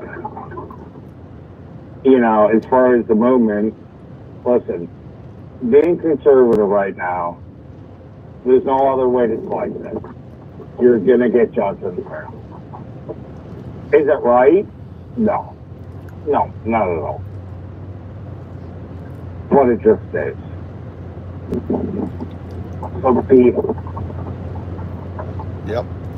play it cleaner, play it better. Have a better argument. Have a better argument. I know it sucks. I know it's not instant gratification, but beat it. Yeah. I mean, as liberal as I am, we talked about this. I'm not progressive. I won't do that. As liberal as I am, conservatives don't have a bad argument. It's not their argument. It's their methodology right now. Well, they don't. I'm sorry. They don't argue. They do not argue anymore. Well, there's guys like me that do. But the politicians don't argue anymore. Don't worry about that. They'll go with society.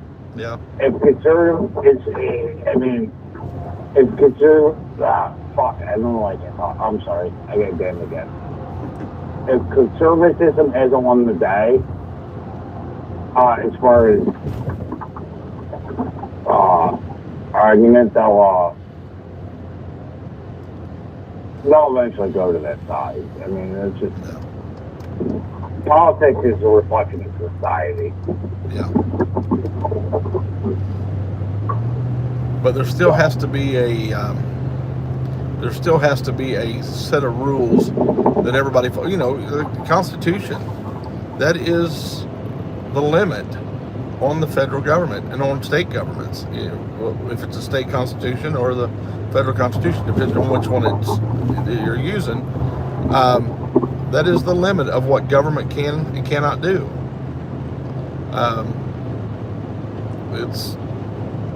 There has to be that, and it has to be abided by. What use is they say the Constitution is old, it's outdated, and it doesn't work. Blah blah blah. Well, it's like capitalism. The argument against capitalism the reason that it's not working is because we're not a constitutional republic anymore. They've learned how. Again, remember, we're dealing. Most of these guys are lawyers who are looking for the loopholes, and they're finding ways around the Constitution to do what they want done. And they're Nah, Go ahead. you and I disagree on this. Okay. The reason constitutionalism and capitalism is failing right now is because it's made a more perfect world. Explain. Listen, in today's world, I mean, I'm not saying we don't struggle, we don't work, but listen, we're not huddling and gathering, we're not struggling to survive, right? My struggle is whether I'll make my mortgage, you know. It's not whether I'll be fed. It's not whether I'm a place. I mean, I guess mortgage is a place to live, but you know what I mean. It's not. I'm not building a roof over my head. That's providing. Right. The reason capitalism has failed, and it hasn't failed, It's failing. It's failing. No, it's not failing. It's not that.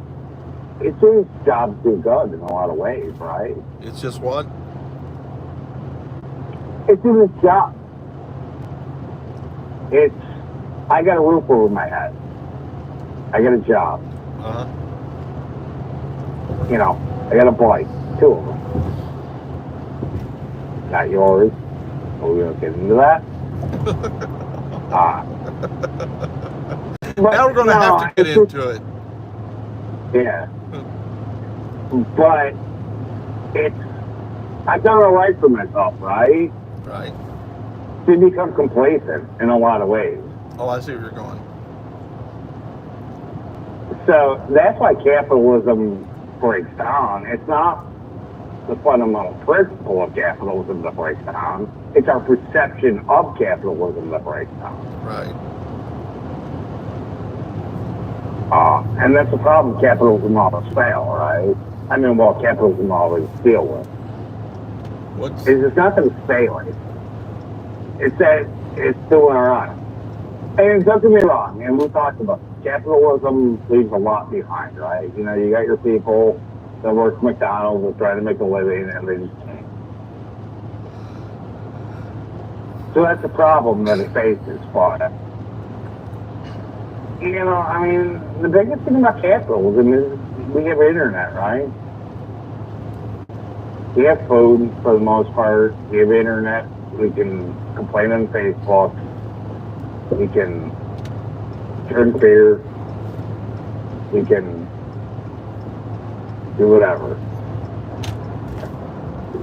It's too complacent. We haven't had to fight for it. Not for a long time. So basically, the theory of hard times make strong men make easy times, and easy times makes weak men. Right. Yeah. Because, I mean, what is the conservative principle of what makes a strong person? It's that fight, right? Yeah. It's that when you're younger, it's that, you know, I mean, I just got to make shit work. I'm sorry, I'm going to do it again. I got to make stuff work. There's no choice. You know, it's like, you know, we talk about, I mean, you know, my kid's 21. Yeah. You know, when I was in the military, I mean, as much as it was, I didn't have a choice. I had to make it work. There was no plane, there was no blah, blah, blah. I had to make it work. Right. But you're losing that because, you know, in a lot of ways, you know, my kids right now, you know, I mean, Biden's economy is destroying my retirement. We won't get into that. But, you know, my kid will have, which is what it should be, my kid will have, hopefully, an easier path than I did. Yeah. Well, we all want. But there's a point. We all want to build a society that's. But that's the point. We all want that, Yeah. right? My point, my dad, when I was born, couldn't have. Now me, with my son, wants me to have it easier path than me. But at a point, they don't understand what it was like to sit there and have to eat ramen, you know, Yeah. X amount of days out of the, week. Right. And we're losing that, right? And it's not just the ramen, it's a work ethic that's there. Right? Yeah. Well, it's Yeah. the same thing is applicable to the Constitution. You know, we got to the place where we were complacent in how the government ran, that we let them actually take that educational process away from us, and we've not even been taught the Constitution in schools that were ran by the government, because what government wants you to know your rights that you have that limit them? So we've. Well, it's just it's more of a. I mean, it can go much deeper, but it's more of a understanding, right? Like you and I include you and I, we got complacent, right? I mean, Yep. you didn't know, like, have to sow your own fields and do all that. Right. So we all get placed in inflation. My house will be worth something when I die, kind of thing, and the kid will get that. All that. Right. But it's more the fact that we're, as much as you try to protect our kids, sometimes. So here it is. Sometimes you gotta let the kids eat dirt, right? Yeah. And it sucks as a parent. Trust me, I get it. Where you don't want to let your kids eat dirt. Yeah. But sometimes it's okay. They bounce. And that's kind of where we lost. Yeah. Right? And it's a conservative argument. Like, we sat back and realized, said, stuff's okay. We're good. Yeah. Everybody's living, everybody's going, but lost track of the fact that not everybody's going, not everybody's living. And it's not always going to be an upward progression, Yeah. And everybody's not going to succeed. That's just all there is to it. Everybody's not going to come out, at the end of their life and have been successful all through life. I'm probably one of them guys that won't be successful at the end of this run. Wow. But that's because of my choices in the past, and that's what I got to live with. It is me who determines that. It's like you can say whatever you want to say, but at the end of the day, we are the ones responsible for most of the stuff that happens to us. I mean, I may. 100%. The reason I'm fat is not because my dad and mom, were fat. It's because, I can go into, well, I wasn't trained how to eat properly when I was a kid. Well, hey, guess what? What was improper now. Maybe you should do something about that. Make a choice. So I'm not going to sit back and excuse my obesity and blame it on other people. I'm not going to be a victim. I done it. I like deep fried foods, and I like fast food, and I like high calorie snacks. That's the reason I'm fat.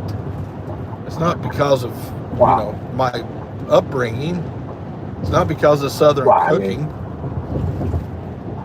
We went through this argument, and you're opening me up, and but you're right. in the end, like, what? I mean, even if, let's say, 30-40% of life is against you, you still control 60% of it. Yeah. Take responsibility. Right, and there's those people out there. I mean, I don't want to sound like I'm heartless, but there's people out there that just have a raw deal, right? And that's what I mean when going back to the original, that it's, we need to help those people out. Hey, life Some people sucks. just have a raw deal. Life sucks. And you need to help them. Life sucks. Yeah. Life sucks. Deal with it. Yeah. You know? Yeah.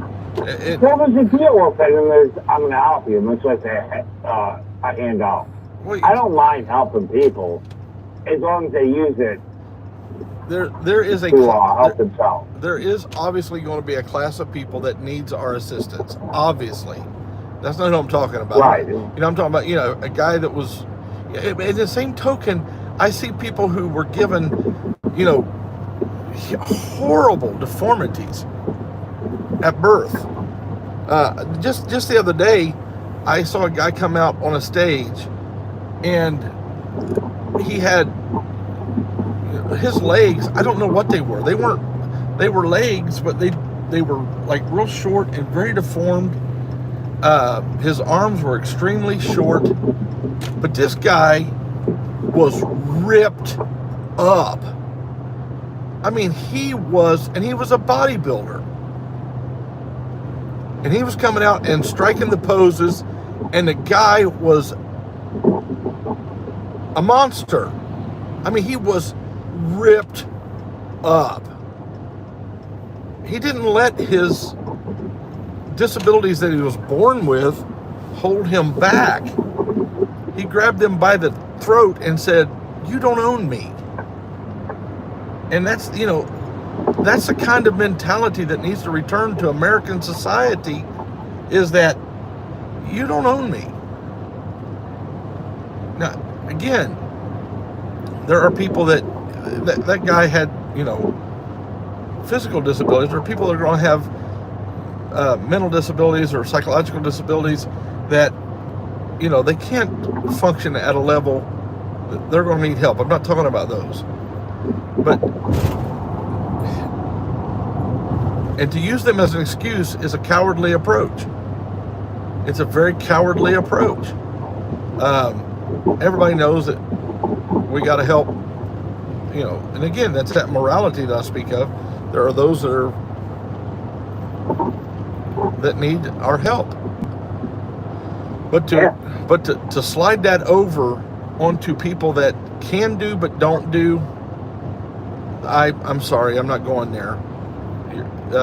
You're not going to use you're not going to use my virtue against me. You're not going to use my virtue against me. You know, I'm not going to let you do it. No, I'll use your virtue against you when it comes to that one. And those of you who don't know, that's an inside thing. Yeah, but that's what I'm saying. That's why I was thinking of him when I said that. There are people that do need help. I'm not saying that. Yeah. But to use them as an excuse for people that can do. No. And just don't. No, you're absolutely right. Yeah. There's people that can physically do stuff. I'm not talking about people that are, you know, mentally handicapped or anything like that. No, I'm not either. There's people that are taking advantage of the system, but you're going to have that. And it's a function of the system. Well, you're never going to get rid of it. Well, it comes down to, and you're right, there's always going to be somebody that learns how to short-circuit the system for their benefit. But it comes down to the smaller the government, that if you take that down to the more local levels, people who live in that community, it's easier to police. You know. Well, easier. It's more, I mean, I agree that from the government, the better off it is. I mean, you'll get an argument from either that. But is that the government's responsibility, or is that the church's responsibility?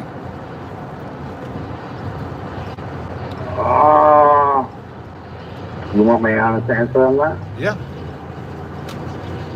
It's the churches. Yeah. But a lot of churches fail in their responsibility. They have seceded that duty that God gave them to the federal government. And we can't. Right, that's my point. Yeah, a lot of churches fail in that responsibility. So I agree with you. It should be the church. It should be the community, however you slice it. Yep. But a lot of them fail, right? Yep. So who do you want to step in at that point? That's what I'm saying. The church has to step back up and do its job. My message, Oh, yeah, absolutely, my message is to the church as well as to the No, I government. know. And those two are separate entities, and they have two separate jobs to do. And now we're giving a lot of the jobs that were supposed to be the churches to the government because the churches are too stinking lazy. For a community, right? Because even if, like, let's say you're a church, like you were talking about Pentecost, is it not your responsibility to help a Muslim Yeah, that's fallen on our times? absolutely. That is taught. That is, Right. again, in the Bible. When Jesus stopped on the road to help the Samaritan, when Jesus taught the story rather of the man who stopped along the road to help a neighbor who had fallen among thieves. It doesn't matter, right? The guy that helped him was a Samaritan. He told that to a group of Jews who hated the Samaritans. Right. Samaritans, basically, who the Samaritans were, they were a mix of Jewish and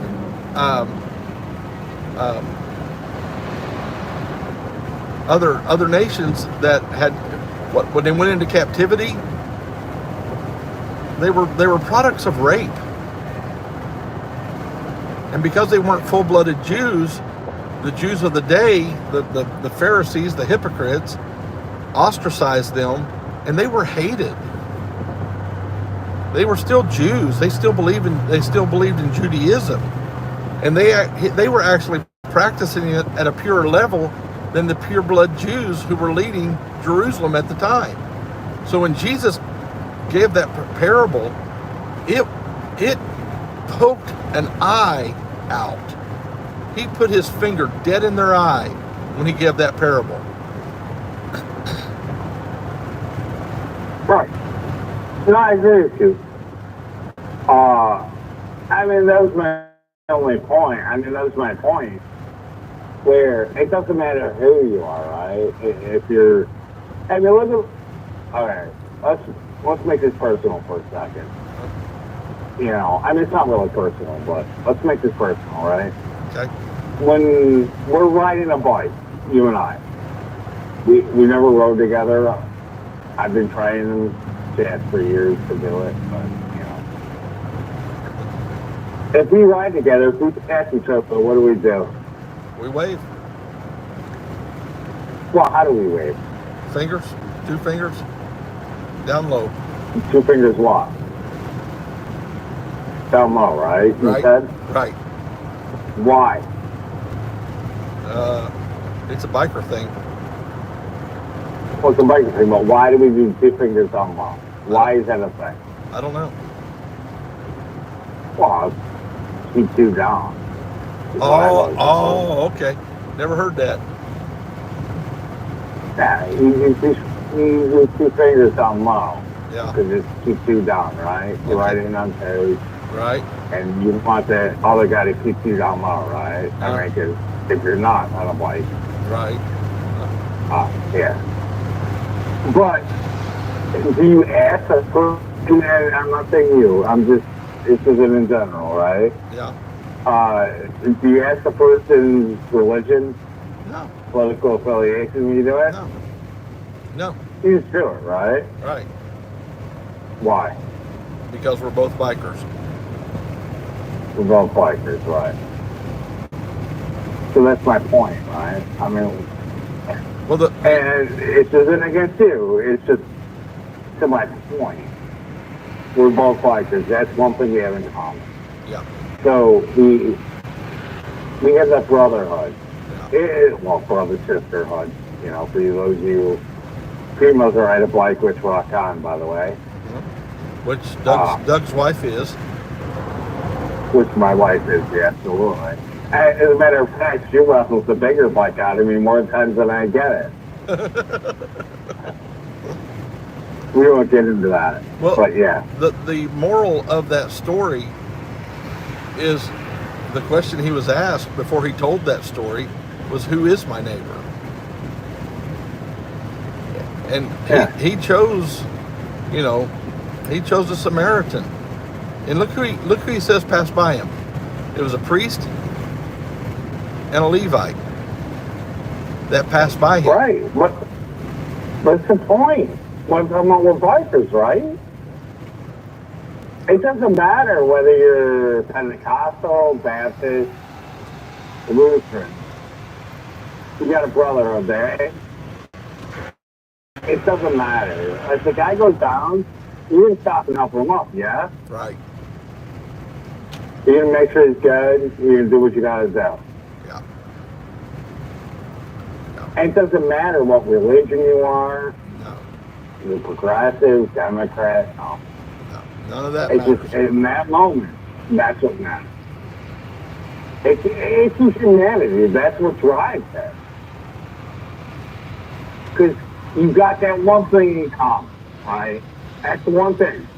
I don't need to know nothing about you. I know you pass me, going one way, I pass you the other. We drop our two fingers. And that's the one thing we know about each other. You're riding a bike, I'm riding a bike. That's the one thing you know, right? Right.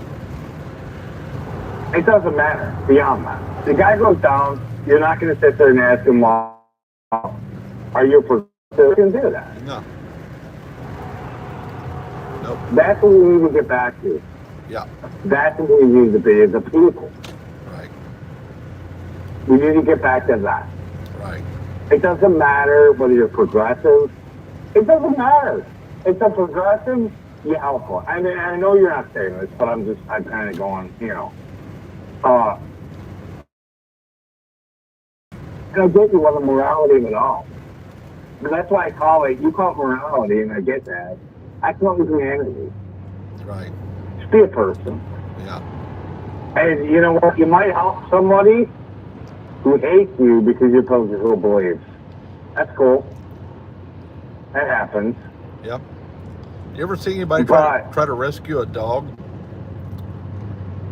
I seen there's an awesome video out of a cop who was trying to rescue a dog, and the dog is tied up and he's in pain, and the cop sees the dog, and the dog is trying to bite the cop, but the cop doesn't give up.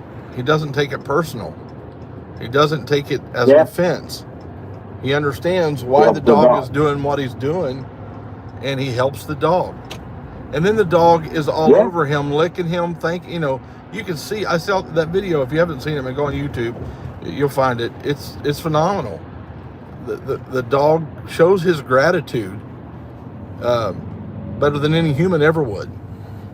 No, it's perfect. It's a perfect scenario. Yeah. A cop or anybody trying to rescue a dog. They're trying to bite you at first. Yeah. But eventually, they'll understand. Right. And that's the game we got to play. And that's the game we don't play. That's the game they don't play.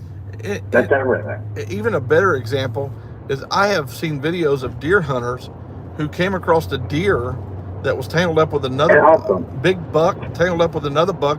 The other buck has his neck broken, but their antlers are entertaining. And these guys came out to the woods to kill a buck.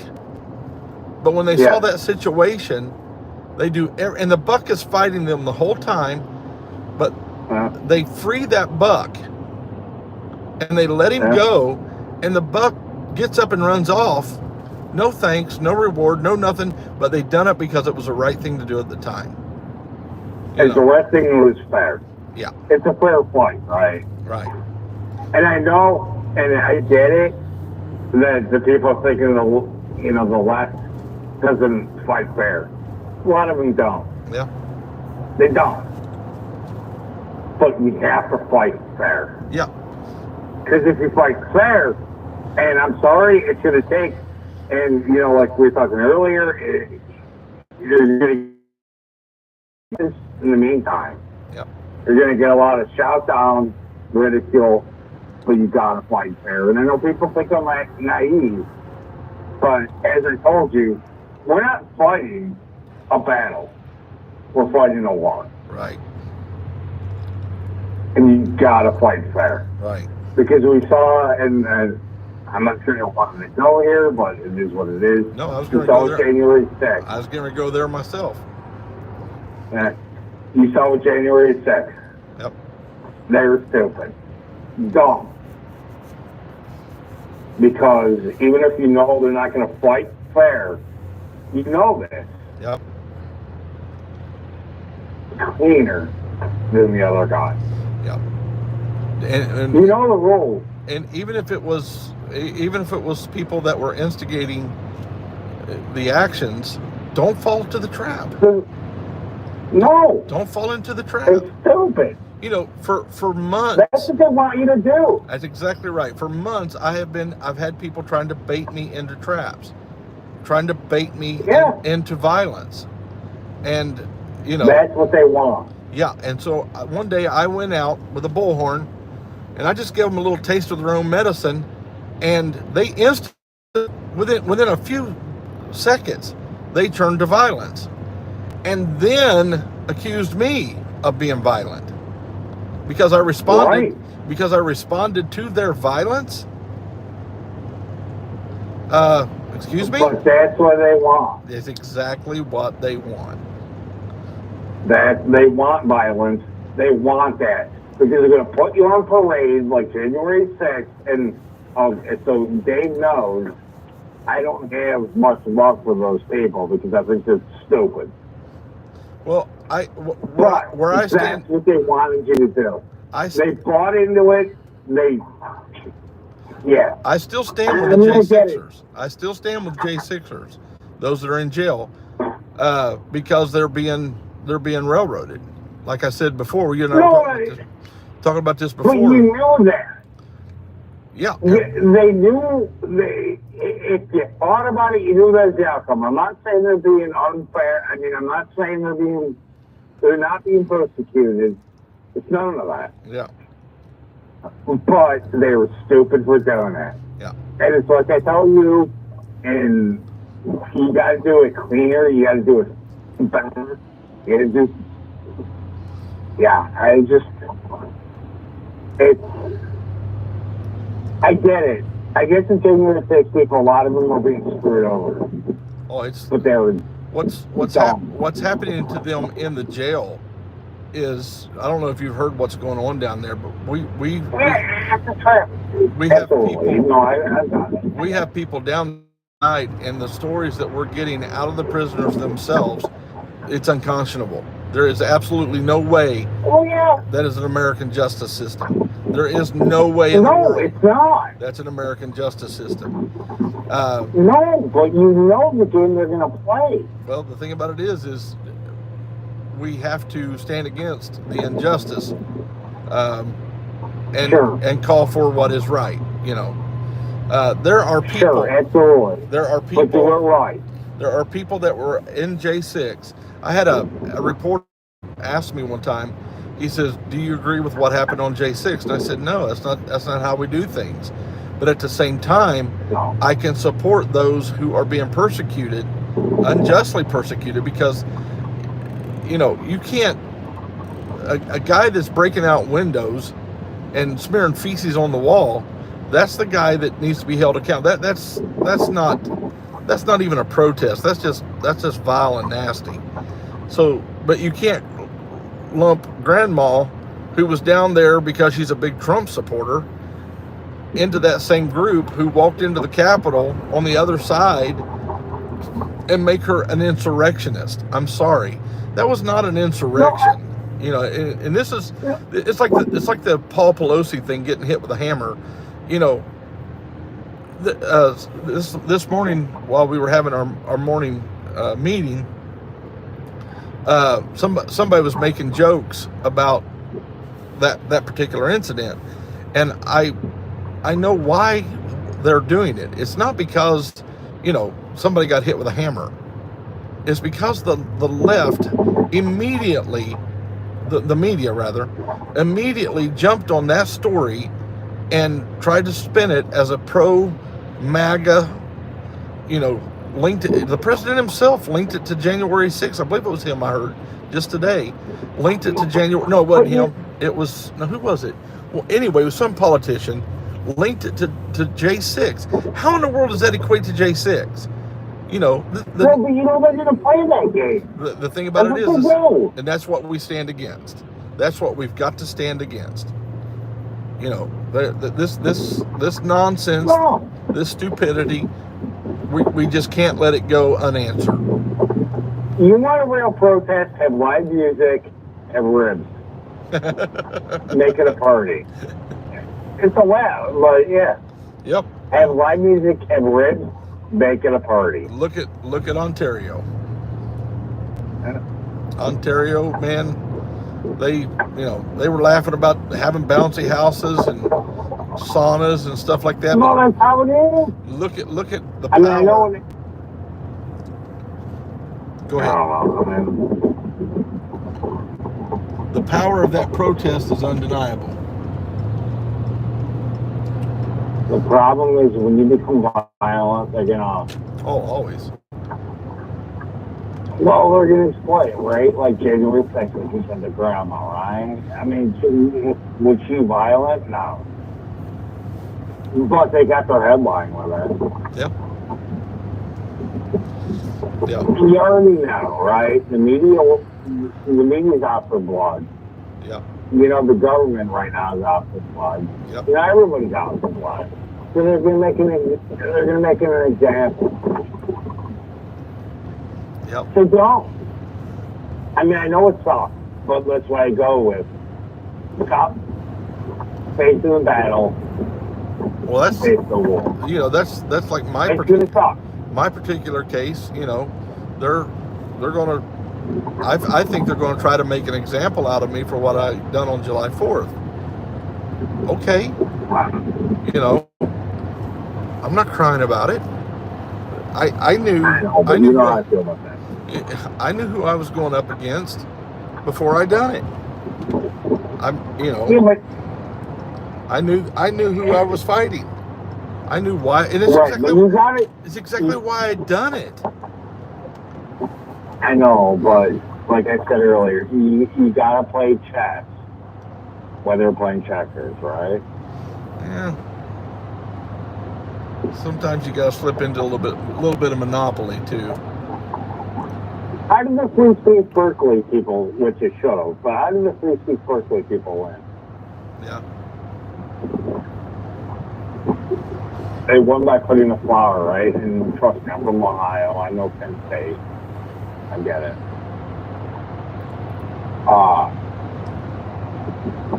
They won it by putting the flowers in baseball. Now, it may not have been an instant win, but they won. Right? What are we talking about? I'm just talking about the war as opposed to the battle. Oh, okay. Too many people are focused on the battle. Yeah. It's less than like soccer said. Well, sometimes a retreat is not a retreat at all. No. There are times when you look like you're retreating, but you're not. We've seen too much. Go back to the history of Tiananmen Square. Yeah. Or hell, U.S. history, go back to Waco. Yeah. Why do the people in Waco win? Why is it so aggressively looked at in U.S. culture, Waco? It's not that they were right. I mean, the Branch Davidians in Waco, they were wrong. They're, American raping kids. It's not that they were right. They were wrong. But it was the overhand. I mean, you look at, what's it, Ruby Ridge. Yeah. It's another one. Yeah. Well, first of all, that made me stated, and I'm not a Ruby Ridge guy. But you look at all those important, going back, you look at all those important moments, and you realize that, you know, you look at Ruby Ridge, you look at Waco, you know, look at, you know, do not look at positively in Waco, you know, even though they were wrong. I mean, they were wrong. Yeah. And that's what people don't get. You got to start playing chess. Yeah. And not check. And they're going to play checkers with you. They're going to screw you in the short run. Yeah. Like the January 6th, right? Like you said with the grandma. Yeah. Should she deserve what she got? No. But was she stupid enough to walk in the Capitol? Sure. I don't understand why you would do that. Well, it's the being in the moment, you know. Like I said, when I responded, that's my mentality, though. You don't want that. When I responded to the assault, I didn't even realize till later when I was looking at the video that I was in the road. I had no idea I was ever in the road. You're caught up in the moment, the emotion of the moment, and you do things that you normally wouldn't do. Like, well, my mentality always screws you, right? what is it? My mentality. Yeah. Mom. Oh yeah. Oh yeah. Yeah, that's another factor that you gotta figure into the equation is, you know. But you gotta think of it as a war, not a battle. Yeah. It's a long-term thing. The Frankfurt School started decades ago. PRT started decades ago. It wasn't today. Right. Oh, my neighbors are going out fishing. Shut up. It wasn't today. It wasn't. Did you hear what I said? All this stuff. I said, shut up, Doug. Well, you know, I mean, not everybody can live off a waterway. But Dave knows. Yeah. But I'm really jealous of where Doug lives. Doug, I hate to cut you off, but I'm gonna have to get off here because I'm going to cut my live stream off, and I'm almost home, so I don't want to live stream money. All right, brother. Appreciate you, my friend. Talk to you later. Yeah, you too. Yep. Later. All right, guys, I'm going to go off of here. I haven't had a good conversation with Doug like that in a long time. I think so much of that guy because we do disagree on so many things, but he makes sound arguments for what he believes in, at least. I mean,